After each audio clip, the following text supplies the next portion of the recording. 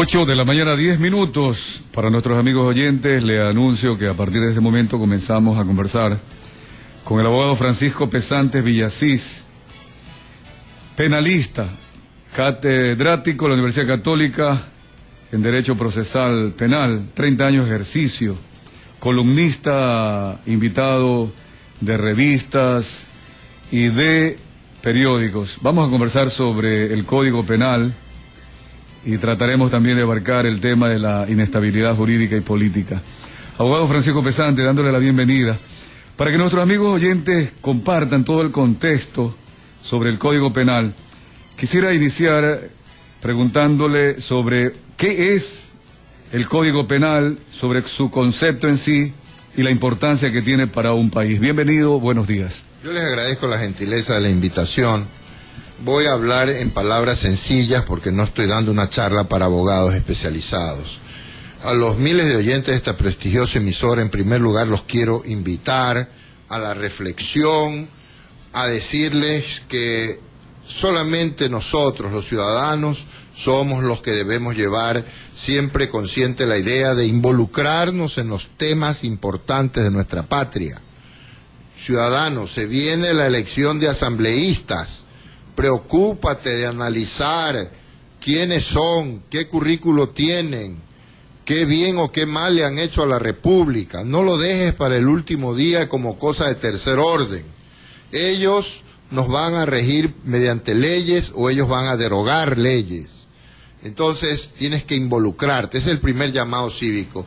En el segundo, dentro de ese llamado, tienes que recordar que el Ecuador ha sido un país totalmente inestable en lo jurídico y en lo político.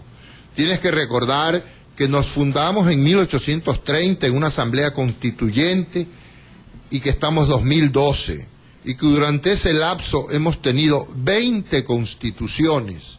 Como que si tener 20 constituciones nos va a arreglar el problema de fondo.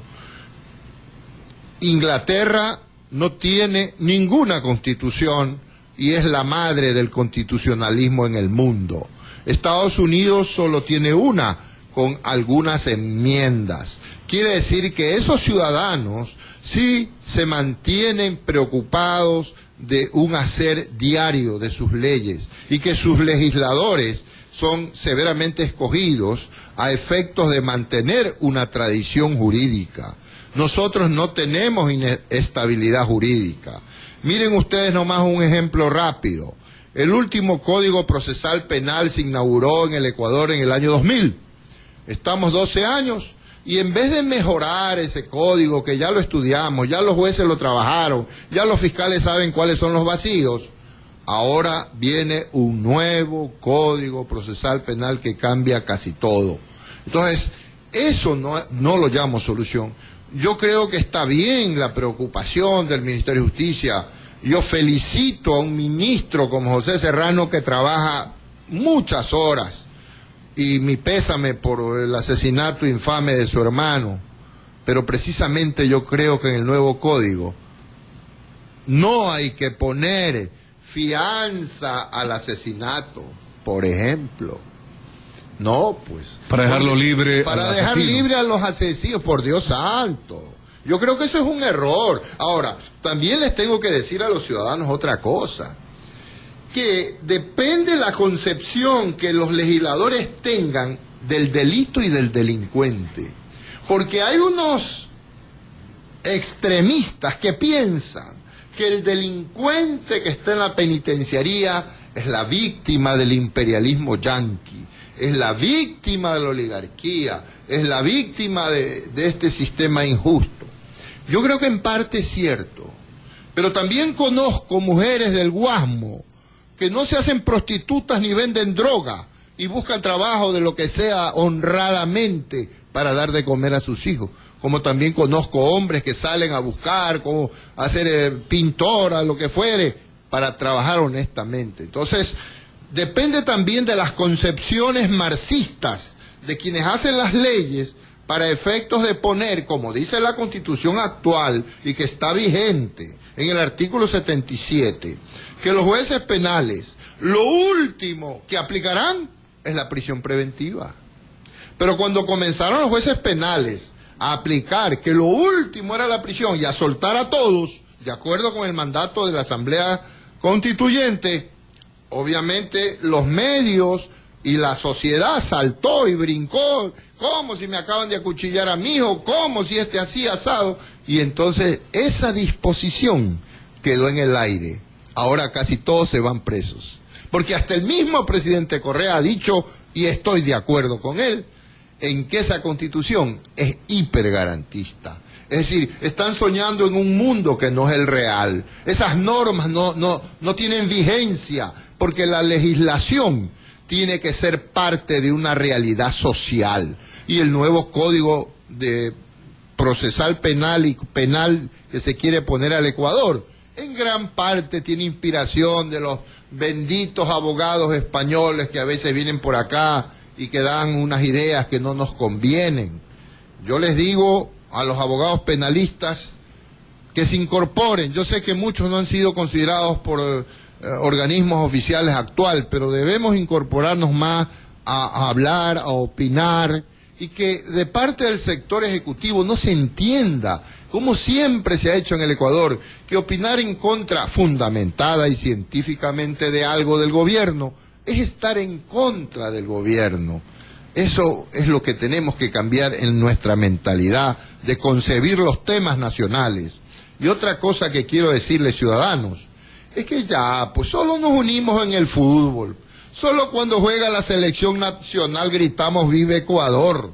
Terminado el partido, se acabaron la unión nacional.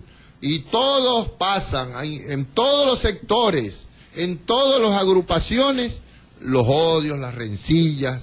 En el Ecuador, señores, yo tengo un estudio de inestabilidad política de los últimos 50 años, jamás, y Febres Cordero antes de morir lo reconoció como uno de sus errores, no haber logrado consensos mínimos sobre el quehacer nacional. No importa si sube quien suba, pero esos 10 puntos no se tocan, como hicieron en Chile, y por eso avanzaron, socialistas, capitalistas, liberales, etcétera. Esos 10 puntos de consenso nacional no se toca, no importa el presidente, porque esos son temas de desarrollo a nivel estatal, como la educación, como la prevención del delito, como la política criminal, como el empleo, como el crecimiento de la riqueza y su distribución. Esos son temas nacionales que no debemos andar cambiando de ministro en ministro. Y solo les cito una cifra para que ustedes recuerden, porque ustedes ahora leen poco. Ese es otro mal del ecuatoriano. No lee. Qué pena me da ver mansiones sin bibliotecas. Si esa mansión preciosa, que está bien, si es producto del esfuerzo y del trabajo de muchos años, no tiene una biblioteca, por Dios, pero sí tienen un plasma de 60 para ver grandes luchas box donde se destruye al ser humano. Entonces los padres de familia tienen que razonar e inculcar a sus hijos en la educación y la lectura. ¿Ya? Miren ustedes, solamente para citarles unos 2 ejemplos rápidos, ¿no? En partidos políticos, ¿cuánta fragmentación de 1979 a 92? 12. ¿Cuántos ahora tenemos que quieren ingresar al Consejo Nacional Electoral? Montones. Ya ni me acuerdo los nombres de tantos candidatos presidencial que hay. ¿Ustedes creen que puede ser posible que haya 30 ideologías en el país? Eso es mentira, pues no existen. Si unimos a 10, todos piensan más o menos igual. Sino que aquí nadie quiere ser número 2. Todos son número 1. Hay una inquietud sobre esta primera intervención suya, abogado Francisco Pesante. El Código Penal obviamente es ese conjunto de normas que regula la fuerza legítima del Estado para poner orden en una sociedad, ¿verdad? Cuando alguien delinque. Partiendo de este tema, usted ha mencionado que algunos asambleístas con pensamiento marxista ahí le pregunto si es que han legislado pro homine, como hemos conversado acá con el abogado Carlos Alberto Vergara, o termina siendo pro delincuente. ¿Es así como se debería entender cuando una última posibilidad es que realmente el delincuente caiga preso y más bien el juez se ve obligado constitucionalmente a buscar medidas sustitutivas? Creo en la rehabilitación de los seres humanos, que es el tema de fondo de su pregunta. Creo en la rehabilitación. Todos podemos cometer un desliz. Yo he conocido en mis 30 años de ejercicio profesional funcionarios, profesionales, ingenieros, economistas, que han tomado dineros de la empresa y se los han llevado. Yo conozco personas. Y eso es una pena. Hemos hecho el juicio penal, hemos hecho la prisión, y luego se rectifica. Y el Estado debe educar a esas personas. Algunos lo hacen porque la mujer lo forza a tener la casa tal, el carro tal, y caen en esas cosas, en esas infracciones. En el Ecuador, señor, no se ha hecho rehabilitación de delincuentes. No se ha hecho. Y si nos ponemos a examinar en una lista de 30 años acá, qué condición social ha estado en la penitenciaría, veremos que solamente los más pobres. O los vinculados al narcotráfico. ¿Cree usted que eso es motivo para que exista casi como normal, entre comillas, la corrupción? Es impunidad, y la impunidad es un aliciente. El encubrimiento es un aliciente. Entonces también la sociedad ecuatoriana se tiene que plantear el tema que cuando se inaugura la famosa casa de los últimos gobiernos, hemos visto señores que no tenían nada y ahora tienen una buena casota y hacen una fiestota, y en grandes hoteles, 500 invitados, y preguntamos, ¿y este dinero de dónde salió? Pero a la gente no le importa, la gente va, come, baila, bebe, los abraza y le dice qué lindo que estás. Entonces, si la sociedad, sabiendo de que esos dineros participa de los festejos del robo de este señor que ha manejado temas con los gobiernos en anteriores ocasiones, nosotros como sociedad estamos también encubriendo. Nosotros estamos coparticipando, y ahí es cuando la función nobilísima del periodismo, ¿no?, es la que debe participar, los maestros y el Estado rehabilitando a esa pobre gente que está presa y que no tiene ningún futuro. Cuando salga, volverá a hacer los mismos delitos.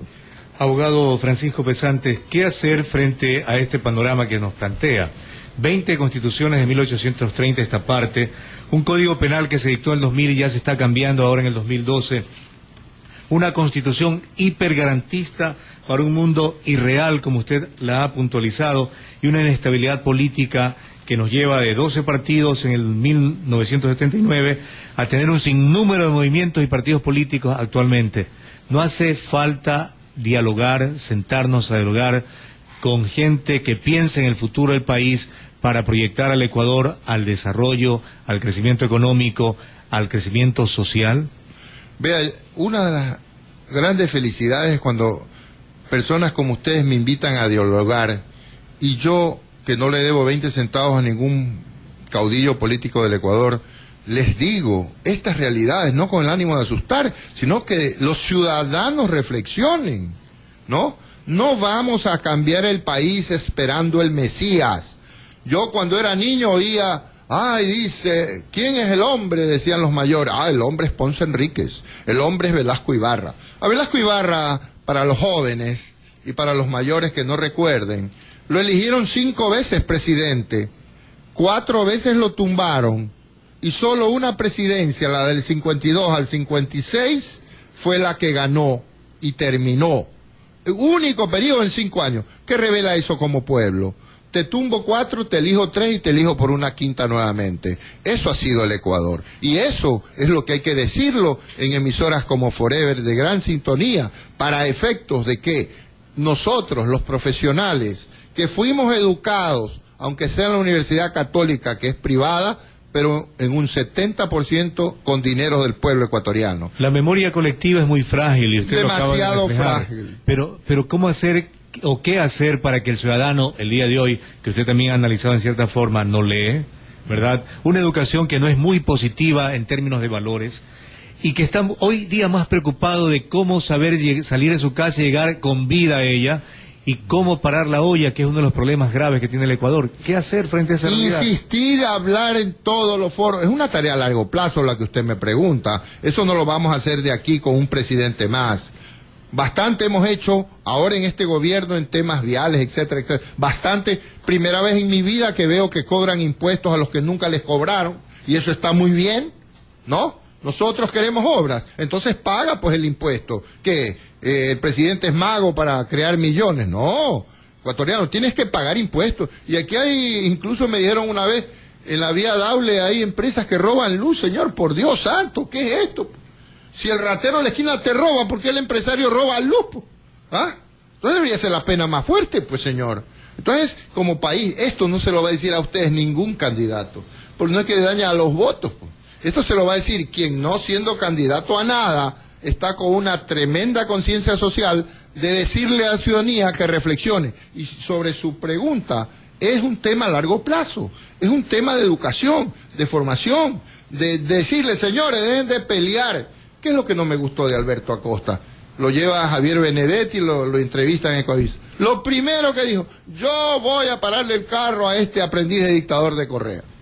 Señor, su pelea con Correa a mí no me interesa. Yo soy padre de familia, yo tengo que ver cómo paro la olla, yo tengo que ver que mi hijo, que ya está de universidad, no tengo para pagar o no consigue trabajo. Eso nos interesa, señora Acosta. No nos interesa que usted venga a insultar. Señores políticos, déjense de insultar. Queremos planes, obras. Así como el señor periodista me está preguntando, ¿qué hacemos con semejantes problemas sociales? Los insultos no nos van a llevar a nada. Ya tenemos 100 años de insultarse. Aquí podemos 100 frases de tanta gente que ha dicho tantas cosas. Y el ecuatoriano no debe aplaudir esas cosas, debe rechazarlas, debe llamar a los medios a criticar. Señores periodistas, hay algunos que sí lo permiten. El espacio que le dan a uno en este momento es un privilegio para poderse comunicar con la sociedad. Yo no voy a llenar de insultos a nadie. Si tengo un problema con alguien, voy y lo busco en la esquina. No en la radio ni en los canales. Ya es hora de irnos civilizando más. Y eso es parte de que en los colegios ya quitaron la materia de ética.